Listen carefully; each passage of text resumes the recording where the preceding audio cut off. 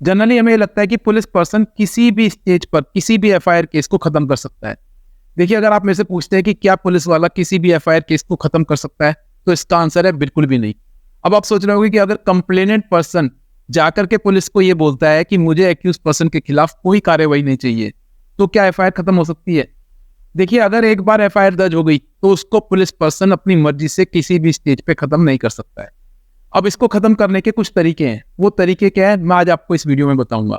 किसी भी FIR case को खत्म करने के 4 तरीके होते हैं। वो 4 तरीके क्या है? नंबर 1, अगर एफआईआर में दिया गया ऑफेंस कंपाउंडेबल ऑफेंस है और आप उस एफआईआर को खत्म कराना चाहते हैं, तो ऐसे में अगर आपकी कंप्लेनेंट के साथ सेटलमेंट हो जाती है, तो इस केस में जब पुलिस पर्सन कोर्ट के अंदर चार्जशीट दाखिल करेगा, तो उस चार्जशीट को दाखिल होने के बाद कंप्लेनेंट अगर कोर्ट में जाकर के स्टेटमेंट देता है कि मुझे एक्यूज पर्सन के साथ किसी भी तरह की कोई कार्रवाई नहीं चाहिए, तो ऐसे में कोर्ट उस एफआईआर केस को खत्म कर देगी।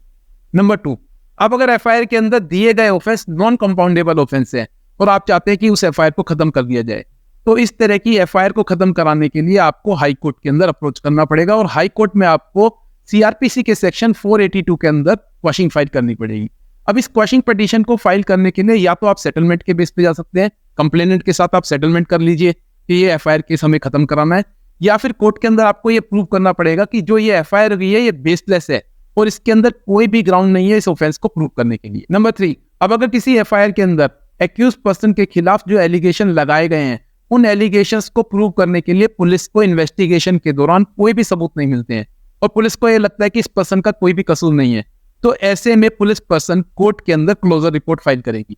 लेकिन इस क्लोजर रिपोर्ट के आधार पर कोर्ट एकदम से केस को खत्म नहीं करती है। वहां पर कोर्ट पहले कंप्लेनेंट को बुलाती है और कंप्लेनेंट के पक्ष को सुनती है।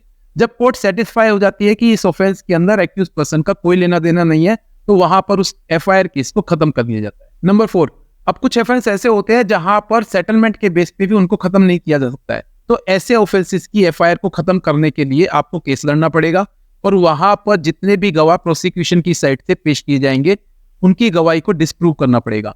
या तो जितने भी गवाह प्रोसिक्यूशन की साइड से आते हैं वो हॉस्टाइल हो जाएं, या फिर उनके द्वारा दी गई स्टेटमेंट को आप गलत प्रूव कर दें। इसी केस में आप उस केस से बच पाएंगे। तो दोस्तों, इन 4 तरीकों से आप किसी भी एफआईआर केस को खत्म कर सकते हैं। अब अगर आपको कोई भी पुलिस वाला आकर के ये बोलता है कि एफआईआर केस को खत्म कर दूंगा, आप मुझे पैसे दे दीजिए, तो समझ लेना वो आपको बेवकूफ बना रहा है। अगर आपके साथ भी कोई ऐसी घटना घटी है जहां पर पुलिस वाले ने आपको बोला है कि इस एफआईआर केस को मैं खत्म कर दूंगा, पैसे दे दीजिए, तो ऐसी स्टोरी को कमेंट बॉक्स में डाल करके शेयर कीजिए। आने वाले समय में मैं आपको और भी लीगल इन्फॉर्मेशन से अवगत कराता रहूंगा। I am Yogesh Agarwal. I make your legal decisions easy. Be aware, be safe.